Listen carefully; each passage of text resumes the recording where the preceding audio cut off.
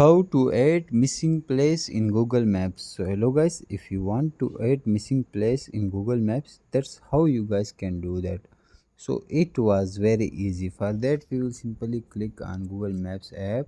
It works on Android, iPhone or Samsung. So let's open Google Maps app. Once you open that, here you guys will see explore you contribute. So for adding missing place, simply click on contribute. Once you click on contribute, here you guys will see add place, update place, add preview, add photo. So simply click on add place for new place. Once you click here you guys will simply wait for some seconds. So I will wait for some seconds. Here you guys can see it says is this your business, also it says place details. So simply put place name, category, address. Also you can add the location of place and other things, and once you do that you will simply submit it. Also you can add photos for that, and once you submit it Google will verify it, and after that it will be added, but sometime it added automatically.